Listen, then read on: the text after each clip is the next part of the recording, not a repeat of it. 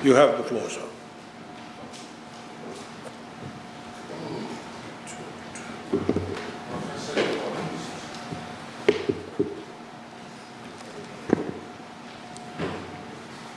Mr. Speaker, sir, yesterday the Honourable Prime Minister talked about Biman's breakfast. So, therefore, I wish to report to the Honourable Prime Minister that I actually had 2 cups of coffee with my breakfast this morning. I do not know, Mr. Speaker, if the Fiji Times will report this, but if the Honourable Prime Minister had bacon and eggs for breakfast, the Fiji Sun would report that the PM also had a piggery and raised the chickens.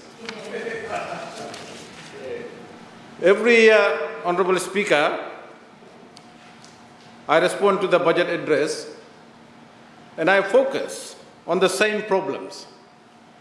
These problems never change. And the root cause of them, in my view, Honourable Speaker, and in the view of many other people in this country, is the poor leadership of this government. I've heard the Honourable MPs, ministers from the other side praise the leadership, but I suppose, Honourable Speaker, they have to do that as part of their job. This year, the Honourable Minister talks about boldness and courage. Mr. Speaker, it does not take courage to cut import duty on luxury cars and electric hair dryers. There is no courage here, there is panic.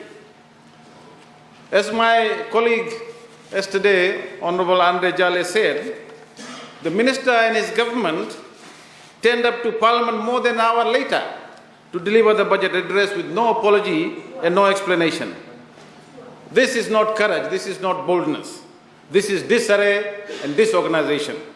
Even on budget night, Mr. Speaker, this government did not know what it was doing. Mr. Speaker, it takes courage to face the people and say, we are sorry. We are sorry that for years we've been spending our way into massive debt. And we are sorry that when you have lost your jobs and incomes, we cannot help you. This is what this government should say to the people of Fiji. The Honourable Prime Minister jokes about what I had for breakfast, but if he reads the Fiji Times, he will know the truth, Mr. Speaker. Thousands of children have had no breakfast. They are going hungry right now. But he also knows that people are tired about all the government's talk and no action.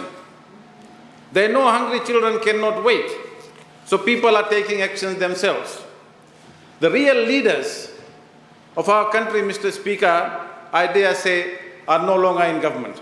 They are outside, and they are this side. Mr. Speaker, it does not take boldness and courage for this government to go into debt. They know that they will not be around to fix the problem. The Honourable Economy Minister knows it. We all know it.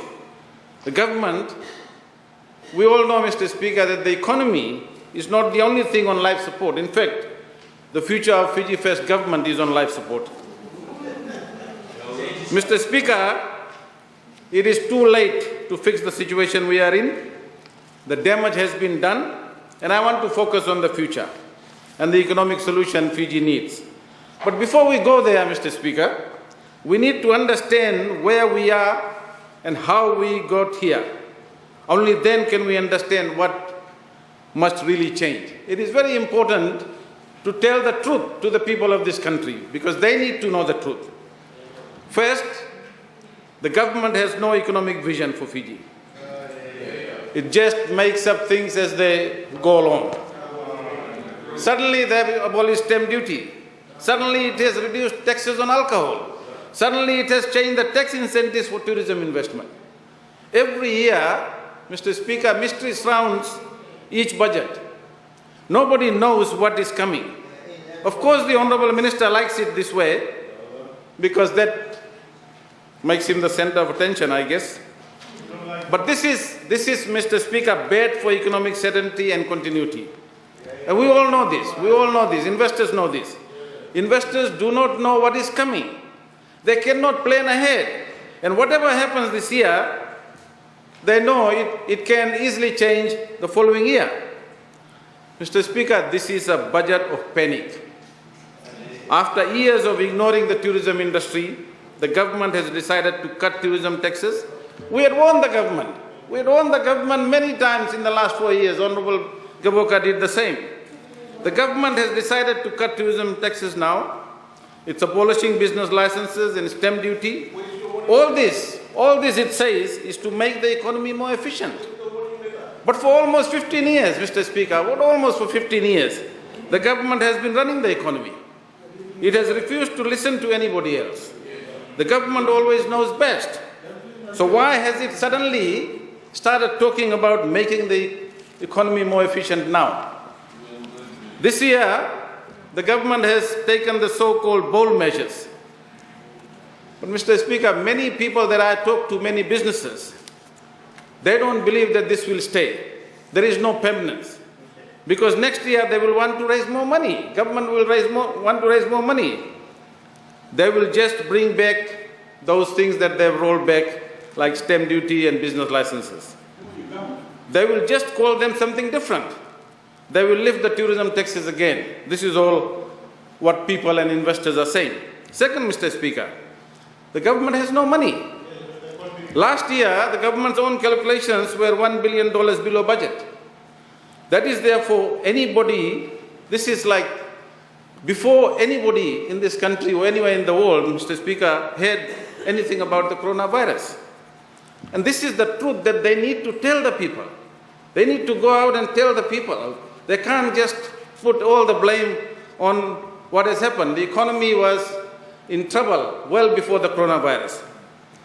What happened to the economic boosting and the Bainimarama boom that we had last year? The truth is out now. The economy did not grow last year. It actually went backwards. It was minus 1.3%. The economy was already crashing. Third, Mr. Speaker, the government keeps borrowing money. For years we have warned about the state of government debt. They were telling us we didn't understand debt sustainability. The government has spent like there is no tomorrow, and this year that tomorrow has come. We now face the biggest economic crisis Fiji has faced in 50 years as an independent nation, and the government has no money to help. The government is telling the people, Mr. Speaker, telling the people who have been made unemployed, we will give you 200 plus per fortnight, but this is not the government's money. This is the people's money. This is what is in the FNPF balances. Government is topping up some people's balances, but with whose money? The World Bank's money, the IMF's money, the Asian Development Bank's money, because our own government, Mr. Speaker, has run out of money well before the coronavirus. But Mr. Speaker, there will be more crises. Climate change means more crisis. They understand that. In the last 20 years, Suba has not been, thank God, not been hit by earthquake or other natural disasters. But one day, if it does, where will the money come from then? Somewhere, sometime down the line, everything is likely to crash with the way this government is going, Mr. Speaker. It will be a double disaster. The government will have so much debt that it will have to again tax the people hard and to pay it back. And people who need the FNPF to look after them in their old age will have nothing to live on. But Mr. Speaker, this government does not care, because this government knows that when this happens, it will be somebody else's problem. Mr. Speaker, let us understand the headline figures in this budget. My colleagues on this side have talked about this. 2 years ago, it was 3.2 billion. In the year just ended, government raised only 2.7 billion. Now it's down to 1.6 billion. That's understandable. This coming year, the government must repay 1.2, Mr. Speaker, about $1.2 billion in loans and interest. 1.2 billion. That's the fact. That's in the budget estimates. Every Fijian should understand how bad our situation is. It's very important for our people to understand that. Every month next year, government will have to raise almost 100 million just to pay off loans $100 million per month just to pay off loans. This is before the government can spend $1 on bandages for our hospitals and textbooks for our school children. Apparently, Mr. Speaker, while people go hungry, the Honorable Prime Minister must have a new office. I don't accept this idea that, when you have a bigger priority, that you need to engage in construction. The economics of it we understand, but what is the priority right now? The priority is something else. This is a government which does not understand priority. But even he must pay off this year's loan before he can pay the concrete. And how are we going to pay the rest of the government to run, Mr. Speaker? We are going to borrow more. We are going to borrow more, and indeed another $2 billion more, Mr. Speaker. And what are we going to do in the year after that? Because the government says it will only collect 1.8 billion next year, and the same amount in the year after that. But this is what the government tells us about next year. This is in the budget supplement, Mr. Speaker. This is what the government tells. In the coming year, it says it will spend 3.6 billion. Then it promises that it will spend about 2.3 billion, that's the target for the 2021-22 target, and then 2.2 billion in 2022-23 target. Now the question is, Mr. Speaker, this government is going to cut spending next year in the following year's budget by 1.3 billion. I want to ask the ministers, when that 1.3 billion cut comes, what are they going to do? What are they going to do? If that is the case, Mr. Speaker, I would say to the Prime Minister that he should cut his cabinet size to 5. Save some millions of dollars to do other things. Because the ministers will have no budget. They will have nothing to do. The permanent secretaries can run the show. But Mr. Speaker, let me say this. There is an election coming in 2022-23. And we all know what this means for the Fiji First government. Big spending, freebies, and strategies to win votes. So this expenditure that has been projected is not going to be around. So the government will keep spending and will keep borrowing, and Fiji will get deeper and deeper into debt. By the end of this government's term, Mr. Speaker, and I predict by the end of 2022, I predict that Fiji's debt to GDP ratio could well be about 100% or higher. And that is the reality that I want to tell the people of this country. More and more of our money, there is plenty wrong with that, Honorable Prime Minister. More and more of our money will just go to paying our loans. So, Mr. Speaker, we need to look urgently to the future. What will we get, or what will get us out of this mess? We need economic strategies that deal with our short-term and our long-term problems. Let's begin our short-term problems. These are stark. The worst short-term problem is people are going hungry in this country, Mr. Speaker. This economic crisis means that people are going without food. Nowhere in his speech does the Honourable Minister talk about this, because I think that it will be too embarrassing for the government. So he talks about the global economy, they talk about what's happening in other countries, but nowhere they talk about how to help people who are struggling to put food on the table. But everybody in Fiji knows. Ask school owners like TISS Sangam, who are preparing lunches for students. Ask ordinary citizens like Alan Lockington and Mr. Narayan Reddy of Lautoka. They have gathered a group together to supply groceries to hundreds of families in the Lautoka area. Also uplifting the lives of hundreds of rural women for more than a decade is Shashi Kiran of Friends, who is now expanding her work to look after the underprivileged. I was astounded, Mr. Speaker, that a person of her character and credibility was ridiculed as having a political agenda yesterday by Honourable Minister Bala through his interjections. Ask Mrs. Samima Ali about how women and children are struggling to put food on the table. Ask the people who are supplying food parcels to hungry families in Lemi. These are the real problems our poorest people are facing, Mr. Speaker. And while ordinary citizens work to solve this problem, the government looks the other way. People in FNPF may have get access to their money. They may even get some top-up from the aid money the government is receiving. But what about farmers, fishermen, casual workers like gardeners, house helpers? Their income depends on others having money, and who will help them? All over the country, ordinary citizens, religious and charitable organizations have stepped in to fill the gap. They have spoken up. They have told the government what is really happening. These are people with skills and experience, deep social networks, and the passion to help others. These are the people who should be the government's partners, who can deal with the deep economic and social pain that the poorest in our country are feeling. Why is the government not supporting them? But from the government, nothing. No money, no support, not even encouragement, not even thanks for the work they are doing. The Honourable Minister just pretends that they are not there. Mr. Speaker, every day the government has the opportunity to partner with civil society, not just in times of crisis, every day in education, in welfare, in issues like health and domestic violence, but every day the government is looking the other way. Because of how this government thinks, only the government may control things. Only the government may get the credit for helping others. The first thing we need, Mr. Speaker, long-term partnerships, people working together, our people helping others of our people, and government supporting this with cash and good policies. Every day, Mr. Speaker, is a missed opportunity. Next, Mr. Speaker, what are we doing with our own time now?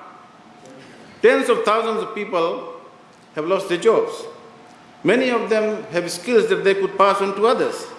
These are skills like basic numeracy, literacy, like budgeting, better health and nutrition, growing food, protecting the environment. These are all skills we should be building for the future. Why isn't the government starting programs to build skills while people have time to acquire these skills? Finally, Mr. Speaker, it is time for us to share in making economic policy. We've talked about for many years. The Honourable Leader of the Opposition talked about it. We need a National Economic Summit process to discuss future economic policy, not a one-day workshop. Economic Summit to chart the economic vision and carry it out. This is how we start, Mr. Speaker. The economy belongs to us, everyone. Left Eden It Park belongs to employers, and top workers, of the to the table in richest, to the Super Rugby poorest. Aotearoa. They It does haven't not won belong since to two this defeats in a government or to bye a have seen them slip minister. 6 points off the pace. For example, and now they face a must-win Speaker, clash we with a need to Chiefs ask, team fighting to what is the avoid future their of the worst sugar ever industry? losing streak. Thousands of people still depend on it. The industry is supposed to have been reformed. Solid scrum There's a from new the Blues. mechanical harvester Christie, here Faiani, and there, and a new overran it feeder would almost, but they upgrade. quickly This is get not it through reform. the This hands is of knifing government has been talking about reform for many years. There is hardly any reform there. We are still producing bulk sugar to sell at prices below our cost of making it. And we are selling it to people who don't even want to buy it now. Our business model has not changed for over 100 years. The government has been talking about for the last 13 years. But the world has changed, and Fiji has also changed. And many people, Mr. Speaker, are tired of supporting the sugar industry because they see no change there. Why is there no conversation about what must change? We've talked about this many times, joint parliamentary committees, etc. Mr. Speaker, now we are going to encourage new industries like agriculture, outsourcing services and new technology. The government seems to think that this can just be fixed through tax incentives and everything will be fine. But that thinking, Mr. Speaker, has been an absolute failure. Just on Sunday, I don't know whether the Honourable Minister for Education watched that MyTV program. In fact, the commentators, the 5 commentators there, Mr. Speaker, talked about the dire state of Fiji's education system and the need for change. I wonder if the Minister is rethinking about the idea of Education Commission to look at the whole education system in this country that we've talked about. And I think this is probably not a bad time to think about an Education Commission. Mr. Speaker, the solutions we have suggested, our colleagues have suggested, and many of them have highlighted some very, very specific areas where government can look at it. But every day, those solutions are becoming more and more relevant. We've suggested this before to the government, and of course the government's response we all know. Mr. Speaker, this is a time of severe economic crisis. We need a government that is not afraid to ask for help and new ideas. They need to have the courage. They are in government, they are in power. Asking the opposition, asking those who criticize them is not a sign of weakness. In fact, it's a sign of strength. Or it will be a sign of strength for this government to ask for help. We need the leadership of a government that will bring together all of our people to pool our best ideas for a common and economic social vision. We wrote to the Honourable Prime Minister, and we know his reply in Parliament. Mr. Speaker, I would urge the government to show some leadership, show courage, show boldness, shed the ego, shed the arrogance, and bring people together. But we know, I want to tell the people of this country, Mr. Speaker, that will not happen until this government is gone. And Mr. Speaker, most people in this country today are now praying for that day. Thank you, Mr. Speaker.